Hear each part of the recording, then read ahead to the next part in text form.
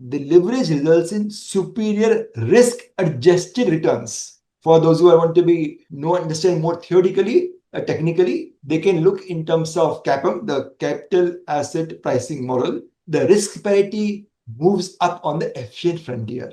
That's the mathematical reason why it happens. So rule of thumb is this. The rule of thumb, be careful. Rule of thumb is this: a prudential amount of moderate leverage should increase your return by 20 to 30% without increasing your risk.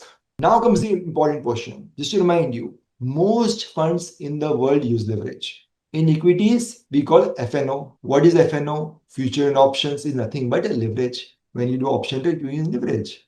What is a commodity fund? We call it margin. What's margin? Leverage. In case of bond fund, they call it long short. What is short? Is leverage. But instead of doing long short, we prefer to take explicit leverage. By taking explicit leverage, we are able to control the risk better. Just because I've gone short on certain bonds, there's no law which says that the bond price can't go up. So I can even lose on a short book, which we saw the largest fund managers in the world, they lost money in terms of going short in LATAMs and in Russia and sector, right? When they do everything the other way around. So in our case, my short book can never go against me. If I bought $100, it can never be $200.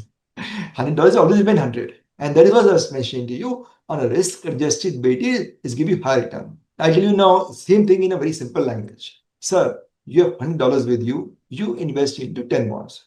If you have $200 with you, you invest into 20 bonds. So you are diversified over larger number of corporations, larger number of sectors, and more importantly, if you've got money, you can take leverage rather than doing a fire sale.